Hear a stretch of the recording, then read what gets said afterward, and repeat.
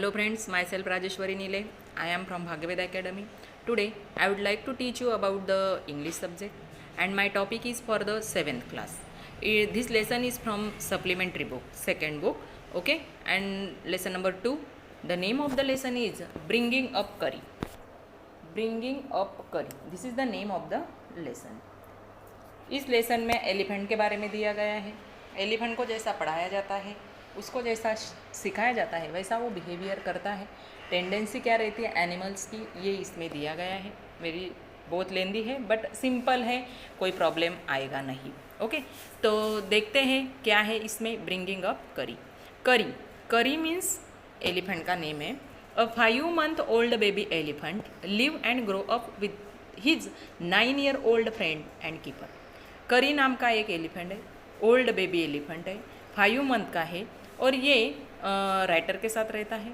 9 years old friend है और keeper भी है उसके साथ। Kari doesn't eat much, just about 16 kilogram of delicious twig a day.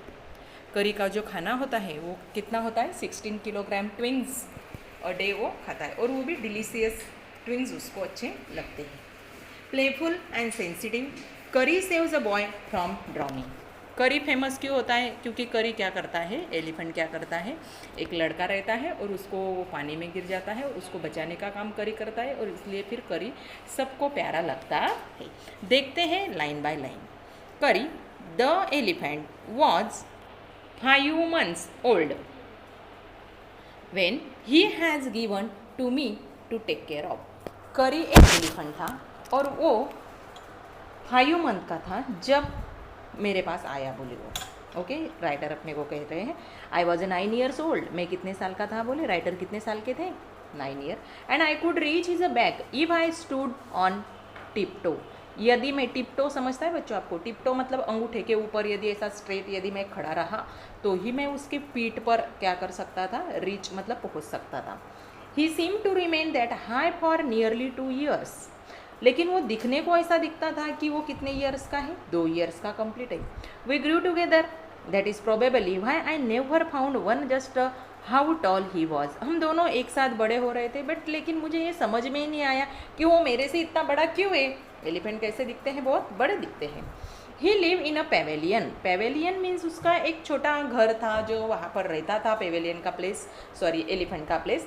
Under a thatched roof, वहाँ पर ऐसा छप्पर डाला हुआ था, वहाँ पर उसके नीचे वो रहता था।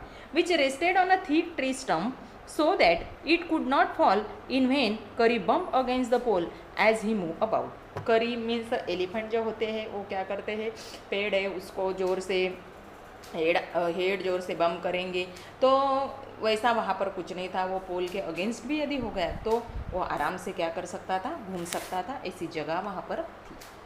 One of the first thing Kari did was to save the life of a boy. Kari ने एक ऐसा काम किया था कि करी ने एक लड़के की क्या की थी, लाइफ को बचाया था, save the life. Kari did not eat much but he nevertheless needed 40 pound a twig a day. Kari को ज़्यादा खाना नहीं पर लेकिन 40 pound a twig a day. ट्विंग्स मतलब जो पेड़ की फांदियाँ रहती है, बराबर है, तो 40 pounds ट्विंग्स उसको लगते हैं। टू च्यू, च्यू करता था मतलब वो मुंह में उसको खाता था, चबाता था। एंड प्ले विथ, और खेलता भी था। Every day I use to take him to the river in the morning for his bath. Writer कह रहे मैं हर दिन उसको करी को रिवर पर लेके जाता था। क्यों लेके जाते थे, for his bath. He would lie under on the sand while I rub him with the clean sand of the river for an hour. वो क्या करता था फिर वहाँ पर सैंड बैंक था। सैंड बैंक समझता है, मतलब जो रिवर का किनारा था वहाँ पर सैंड थी, तो वहाँ पर वो लाई डाउन करता था, मतलब ऐसा नीचे गिरता था। And I rub him with a clean sand, और क्लीन सैंड से मैं उसको रब भी करता था। Of the river for an hour, और हावर एंड हावर हम वहाँ पर रिवर में मस्त एंजॉय करते थे। कौन, राइटर और करी। करी means elephant. After that he would lie in the water for a long time, और इतना होने के बाद फिर और वो थोड़ा समय लॉन्ग टाइम वाटर में खेलता था। On coming out his skin would be shining like a ebony. जब वो पानी में से बाहर निकलता था तो उसकी जो स्किन थी वो स्किन कैसी दिखती थी, लाइक अ इबोनी। इबोनी समझता है, ebony is the name of the tree. Ebony क्या है? एक ट्री है, और ये ट्री बहुत ही कैसा है, यदि उसको पानी से पूरा क्लीन किया तो वो क्या हो जाता है? शाइनिंग करता है, उसके जैसा करीबी दिखता था. ही would स्क्वेल, meaning of the स्क्वेल is a cry. Cry means trumpet. Elephant क्या करते हैं? ट्रम करते हैं, मतलब उनकी साउंड है वो, बराबर है. He would squeal with pleasure as I rubbed water down his back. जो वो जोर से कब चिल्लाता था? जब मैं उसके बैक पे से, मतलब पीठ पे से मैं पानी डालता था तो वो जोर से ट्रम्पेट करता था, मतलब चिल्लाता था. Then I would take him by the ear because this is the easiest way to lead an elephant. फिर मैं उसको क्या करता था? राइटर कह रहे हैं कि मैं उसको फिर उसके ईयर को जोर से पकड़ के ऐसा लेके आता था, क्योंकि एलिफेंट जो है, एलिफेंट ऐसे चलते नहीं है फटाफट, तो उसको ईयर से क्या करते, वो कीपर लोग आगे उसको खींचते हैं, क्योंकि यही एक ईजिएस्ट वे है एलिफेंट को आगे चलाने के लिए. And leave him on the edge of the jungle, और जंगल में फिर वो थोड़ा टाइम वहाँ पर भी खेलता था. And while I went in to the forest to get some luscious twig for his dinner. जब तक वहाँ पर करी जंगल में ऐसा घूमता था, तब तक मैं क्या करता था? उसको लूसियस ट्विंग वहाँ पर, ट्विंग्स वहाँ पर देखता था, क्योंकि उसका डिनर का समय हो जाता था. One has to have a very sharp hatchet to cut down this twigs. उसके जो शार्प हैचेस हैं, मतलब उसके दांत जो है वो बहुत ही कैसे रहते हैं? शार्प रहते हैं. It takes half an hour to sharpen the hatches. इसको कितना समय लगता है? हाफ एन हावर शार्प करने के लिए. Because if the twig is a mutilated and elephant will not touch it. यदि ट्विंग्स अच्छे नहीं है, मल्टीलेटेड है, मतलब डिलीशियस नहीं है, फ्रेश नहीं है, तो एलिफेंट उसको हाथ भी नहीं लगाता था. ऐसा ये करी था. It was an easy job to get a twigs, sapling and sapling for Kari. लेकिन वहाँ पर ट्विंग्स मिलना बहुत ही आसानी से मिल जाता था, कोई प्रॉब्लम नहीं आता था. I had to climb all kind of tree to get the most delicate and tender twigs. मैं क्या करता था? करी के लिए सभी जो ट्रीज थे वहाँ पर, वो ट्रीज पर क्लाइम करता था, और करी के लिए वो ट्विंग्स में लाता था. As he was very fond of young branches of the banyan trees. उसको क्या पसंद थे? बनियान ट्रीज के ब्रांचेस पसंद थे. Which grow like the cathedral of leave. उसके पत्ते भी वो मस्त खाता था. And branches. I was gathering some one spring day in March when I suddenly heard Kari calling to me in a distance. एक दिन क्या हुआ, ऐसा ही मैं वहाँ पर गैदरिंग कर रहा था, मतलब ये ट्विंग्स वगैरह, और स्प्रिंग डे था वो मार्च में, और उसका मुझे अचानक से करी का चिल्लाना, कॉलिंग करना मुझे डिस्टेंस से सुनाई दिया. As he was still very young. वो कैसा था? ज़्यादा मतलब यंग था. The call was more like that of the baby than an elephant. देखो ऐसा आवाज़ आ रहा था कि कोई एलिफेंट बेबी है, मतलब then an elephant.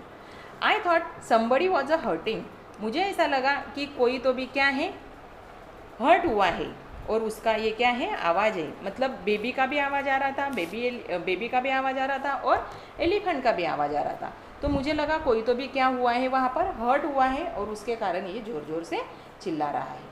Him hurting him, और कोई तो भी उसको भी हर्ट कर रहा होगा, मतलब उसका नाम लिया होगा किसी ने, इसके कारण ये ज़ोर ज़ोर से ट्रम्पेट कर रहा है. ट्रम्पेट समझता है ना, एलिफेंट ज़ोर ज़ोर से जब क्राई करता है तो उसको क्या कहा जाता है? ट्रम्पेट कहा जाता है. Okay.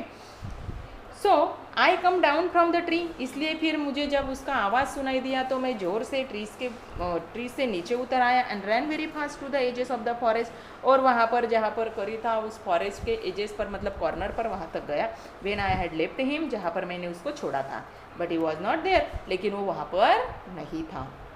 I look all over but I could not find him. मैंने सभी जगह पर देखा उसको, लेकिन वो मुझे दिख नहीं रहा था. I went near the edges of the water. फिर वहाँ पर पानी था, मैं पानी के पास गया. And I saw the black something struggling above the its surface. और मुझे तब दिखाई दिया कि पानी के सरफेस पर कोई तो भी स्ट्रगल कर रहा है, मतलब कुछ तो भी प्रॉब्लम हुआ है. Then it rose higher and it was a trunk of might elephant. फिर उसने जो ट्रंक थी, उसकी ट्रंक समझता है ना आप लोगों को, एलिफेंट ट्रंक, हाँ, मतलब सोंड एलिफेंट की.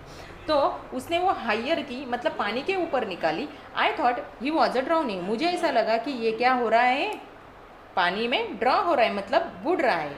आई was helpless because I could not jump in to the water, अभी तक मैं भी हेल्पलेस हो गया क्योंकि मैंने अभी तक पानी में मैं कभी गया ही नहीं था। And save the I was helpless because I could not jump into the water and save the 400 pound of him since he was much higher than I.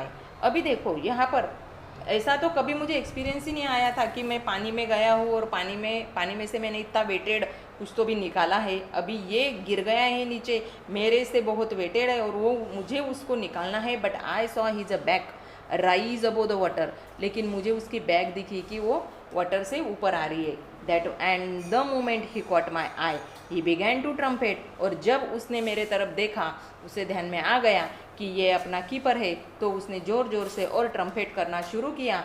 And struggle up to the shore, और struggle भी शोर के मतलब किनारे के पास आने का बहुत ही ट्राई किया।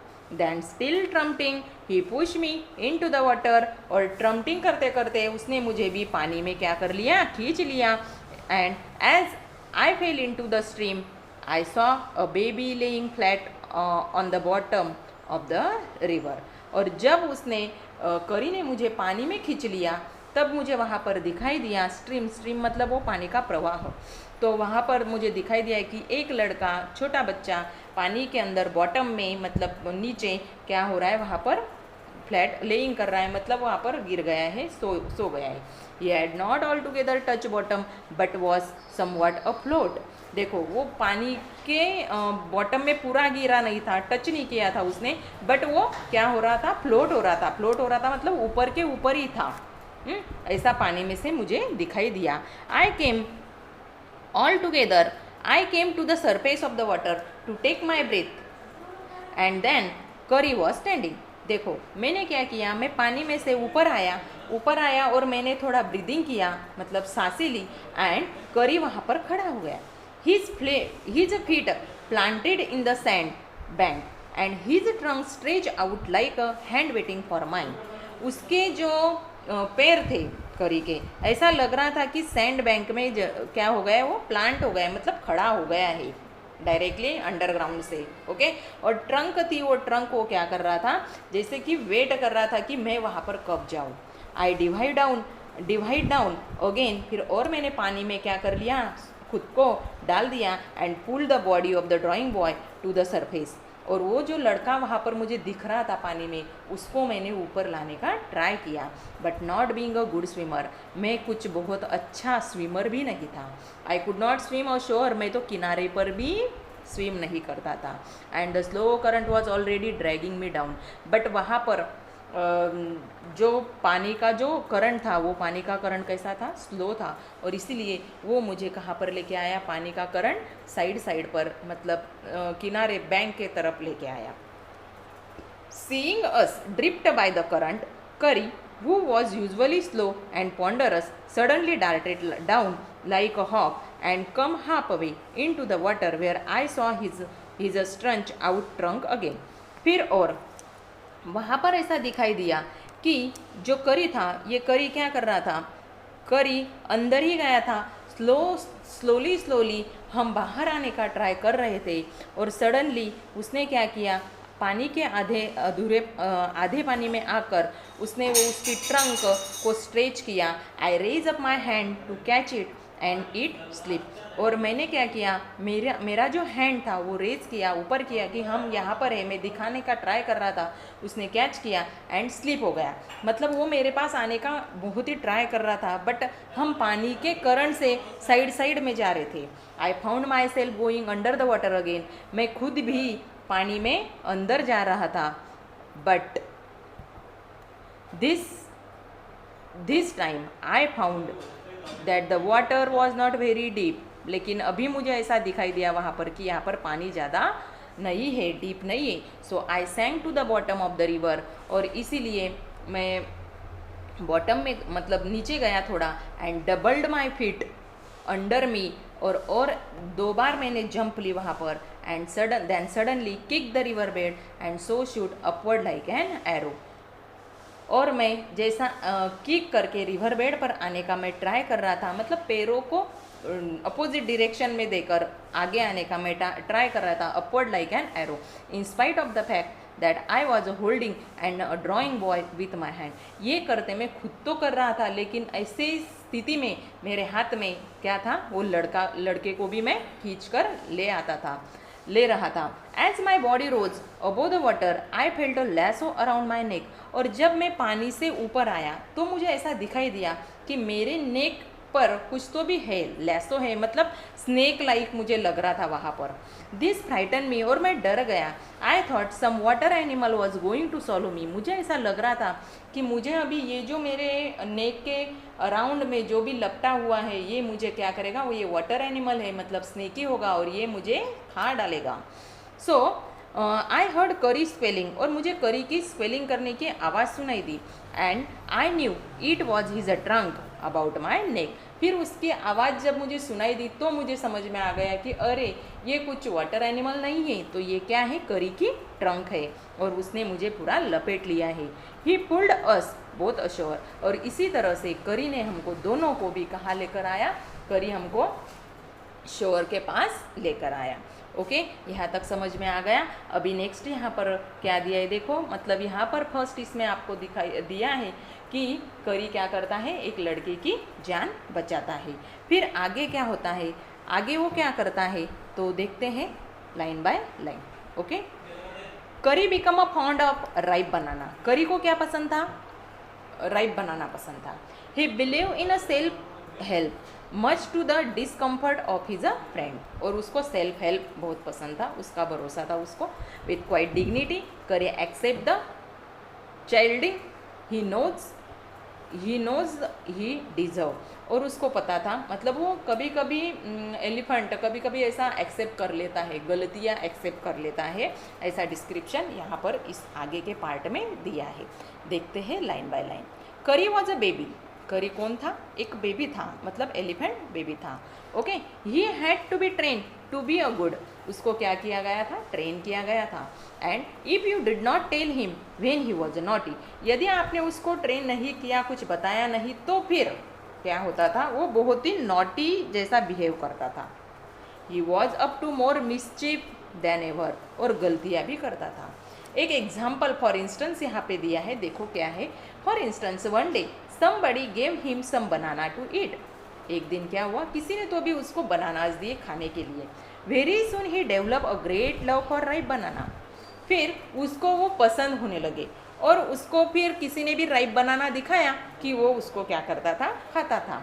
आप देखते होंगे मंकी और एलिफेंट को क्या पसंद है, मंकी भी खाता है बनाना और एलिफेंट भी। We use to keep large plate, तो वहाँ पर देखो क्या हुआ, बोले राइप बनाना फिर उससे उस दिन से पसंद आने लगे। We use to keep large plate of fruit on a table near a window in the dining room. हमारे घर में एक डाइनिंग रूम था, तो वहाँ पर एक विंडो थी डाइनिंग रूम की, तो वो विंडो में हम क्या करते थे, एक प्लेट में फ्रूट्स रखते थे। One day, all the bananas of that plate disappeared and my family blamed the servant for eating all the fruits in the house. एक दिन क्या हुआ, थोड़ी कॉमेडी है यहाँ पर। एक दिन क्या हुआ, वो जो प्लेट में बनानाज रखे हुए थे ना, वो पूरे डिसअपियर्ड हो गए। डिसअपियर्ड हो जाना मतलब दिख नहीं रहे थे, किसी ने तो भी खाए ऐसा लग रहा था। तो फिर मेरे फैमिली मेम्बर ने क्या किया, पूरा ब्लेम देना मतलब दोष देना, किसको चिल्लाया, किसके ऊपर, जो घर में काम करने वाले सर्वेंट थे ना, उनके ऊपर चिल्लाकर वो उनको डांटने लगे कि हाउस के फ्रूट आप लोग खा गए। A few days later the fruit disappeared again, और कुछ दिनों के बाद फ्रूट्स रखे थे वो भी डिसअपियर्ड हो गए। This time the blame was put on me, तो ये इस टाइम पूरा ब्लेम किसके ऊपर किया गया, राइटर के ऊपर किया गया। And I new I had not done it, but मुझे पता था कि ये गलती तो मैंने की ही नहीं है। It made me very angry with my parents and the servant, और इसके कारण मैं मेरे पेरेंट्स के ऊपर बहुत गुस्सा हो गया, सर्वेंट के ऊपर भी गुस्सा हो गया। For I was sure they had taken all fruits, मुझे भी ऐसा लग रहा था कि ये फ्रूट्स सभी फ्रूट्स किसने खाए होंगे, सर्वेंट ने खाए होंगे। The next time the fruit disappeared, और आगे जाके और फ्रूट डिसअपियर्ड होने लगे। I found a banana all smash up in a curries Pavilion, लेकिन एक दिन क्या हुआ, करी के पेवेलियन में, मतलब करी जहाँ पर रहता था वो प्लेस, वहाँ पर मुझे कुछ बनाना स्मैश हुए दिखे थे, मतलब ऐसे नीचे गिरे हुए दिखे थे। This surprise me very much, और मुझे इससे बहुत ही सरप्राइज में हो गया था। But for I had never seen a fruit there and as you know he had always live on a twigs, क्योंकि मुझे पता था कि हमेशा करी क्या खाता था, ट्विंग्स खाता था। अभी यहाँ पर बनाना किसने लाया होगा, चलो ठीक है, इसने भी निगलेक्ट किया। लेकिन आगे देखो हुआ क्या। Next day while I was sitting in the dining room wondering whether I should take some fruit from the table. देखो वहाँ पर जब मैं डाइनिंग रूम में बैठा था बोले, तो वहाँ पर मुझे ऐसा दिखाई दे रहा था कि कोई तो भी आके क्या कर रहा है, ये फ्रूट लेके जा रहा है, ऐसा मुझे दिखाई गया। विदाउट माई पेरेंट्स परमिशन, देखो सी इन द पिक्चर, देखो कैसी ट्रंक निकाली है, और ऐसा लग रहा था ये राइटर को कि ये सांप आया है। दिया है वैसा डिस्क्रिप्शन उन्होंने वहाँ पर। तो मेरे पेरेंट्स के परमिशन विदाउट ये कौन आके लेके जा रहा है। अ लॉन्ग ब्लैक थिंग, काले कलर का एक long long very much like अ स्नेक, कैसा दिख रहा था, सांप जैसे। Suddenly come through the window and disappeared with all the bananas. उसने क्या किया, वो स्नेक लाइक ने आया अंदर विंडोज में से कुछ बनाना लिए और डिसअपियर्ड हो गया। I was very much frighten, मैं तो डर गया, because I had never seen a snake it bananas, लेकिन मुझे ये नहीं पता था कि सांप भी क्या खाते हैं, बनाना खाते हैं। And I thought it must be terrible snake that he could snake it in and take a fruit. तो मुझे ऐसा लगा कि अरे ये सांप तो बहुत ही टेरिबल दिख रहा है, बहुत ही भयंकर दिख रहा है, कि जो क्या खा रहा है, फ्रूट्स खा रहा है। I crept out of the room and with a great fear in my heart ran out of the house.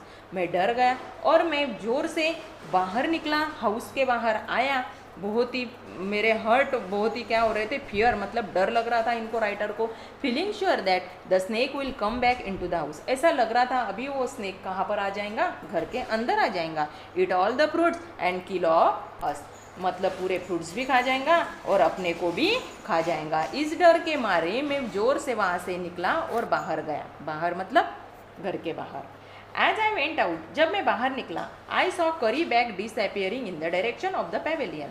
तो मुझे करी के पेवेलियन के पास करी की बैक डायरेक्शन मुझे दिखाई दी। And I was so frighten that he wanted his a company to cheer me up, और मुझे ऐसा लग रहा था कि अभी मैं क्या करूं, तो करी के पास जाके, मैं जब करी के पास जाऊंगा तो मुझे और भी खुशी होंगी, मैं उसको सब बातें बताऊंगा। I ran after him in to the pavilion, मैं पेवेलियन के पास जा रहा था, भागते भागते गया। And found him from eating bananas, और वहाँ पर जाके देखा तो ये चोर बाबू क्या कर रहा था, वहाँ पर करी बनाना खा रहा था। I stood still in the astonishment, मैं तो वहाँ पर खड़ा खड़ा ही रह गया, मतलब आश्चर्य हो गया इनको, राइटर को। The bananas were lying strewn all around ही, मस्त ऑल अराउंड ही मतलब उसके साइड में पूरे क्या लगाए थे, क्या गिराए थे उसने, रखे थे, बनाना रख दिए थे। He stretch out of his trunk and reach for one far away from where he was standing, वो वहाँ पर खड़ा था, उसके ही साइड में मतलब वहाँ पर बनाना थे, तो वो मस्त उसकी जो ट्रंक थी वो स्ट्रेट कर रहा था, और वो बनाना क्या कर रहा था, खा रहा था। That instant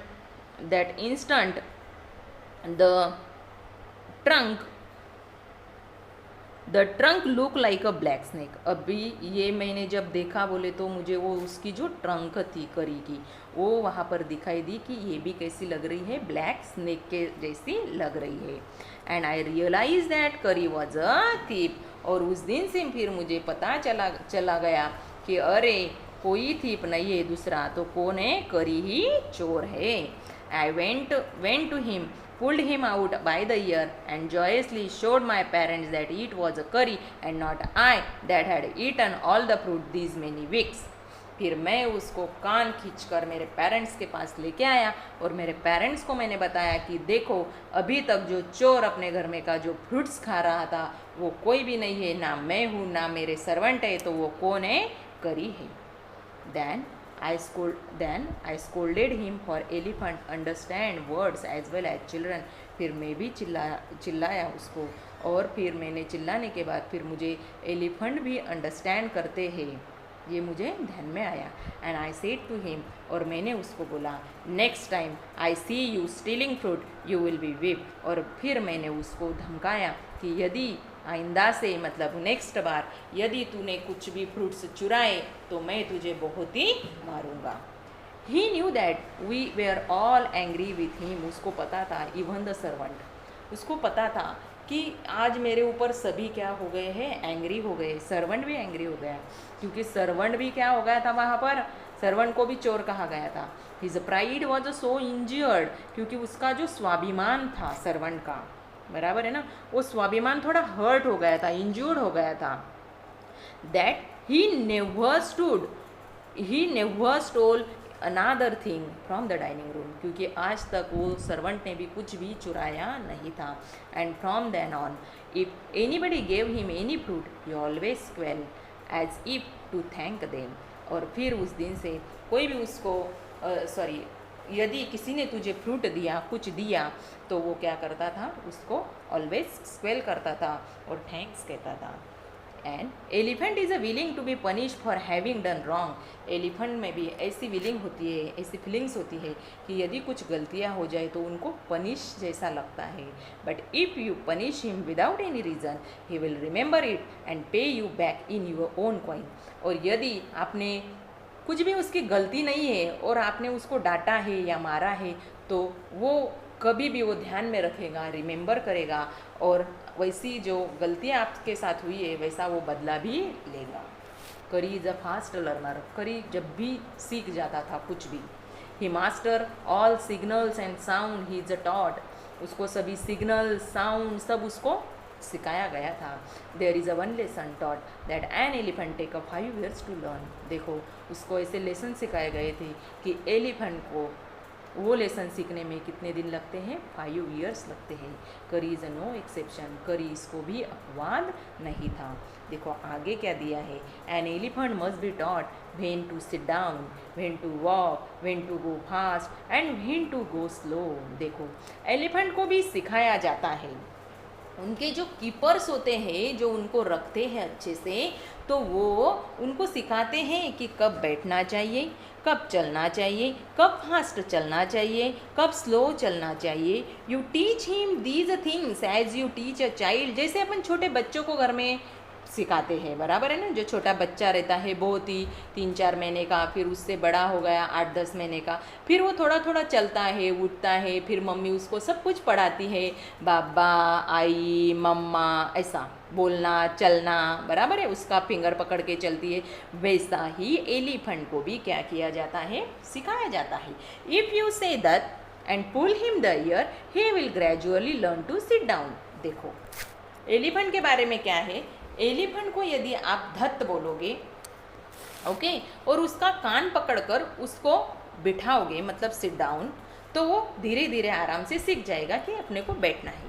similarly if you say माली and pull his trunk forward he will gradually learn that it is a signal to walk.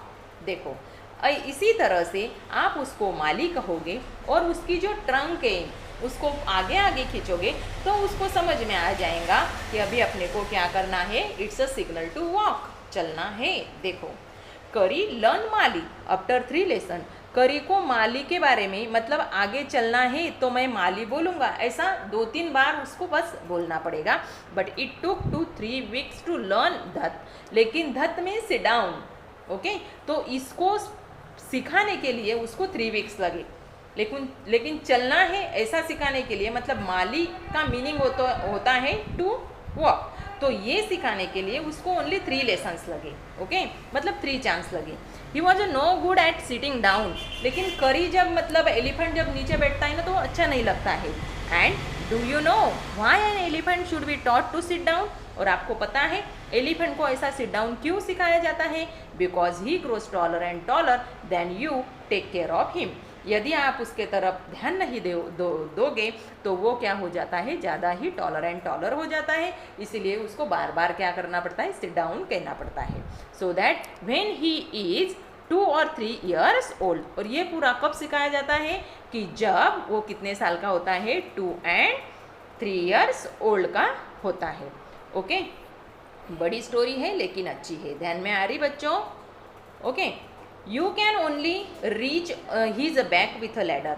देखो वो जब 2-3 साल का होता है ना, तब आप उसके पीठ पर बैठकर, मतलब पीठ पर आपको यदि बैठना है तो लैडर, लैडर समझता है, सीढ़ी, छोटी सीढ़ी को लेके आप उसके ऊपर बैठ सकते हैं। कुछ भी सिखाना है तो बचपन में ही वो सीख सकता है, जैसे छोटे बच्चे का रहता है, बराबर है। गुड हैबिट लगाना है तो छोटे बच्चे ही। अभी सर्कस में भी बहुत सारे एलिफेंट काम करते हैं। एक रिंग रहती है बड़ी सर्कल की, उसमें से निकलना, कुछ बॉल है वो लाके देना, तो उनका जो कीपर होता है वो बार बार उनको वैसी वार्निंग देता है। जैसे यहाँ पर आपने को 2 वर्ड समझ में आ गए, माली मतलब टू वॉक एंड धत मतलब टू सिट डाउन। इसी तरह से यदि आपको उसके पीठ पर यदि ऊपर जाना है तो आपको सीढ़ी लेनी पड़ेगी, और वो 2-3 साल का रहेगा तभी तक। Okay, it is therefore better to teach him to sit down by saying that so that you can climb upon his back. देखो फिर बड़ा हो गया तो आप उसको धत कहोगे, फिर वो नीचे बैठ जाएगा, फिर उसके बाद आप उसके ऊपर, उसके पीठ पर बैठ सकते हो।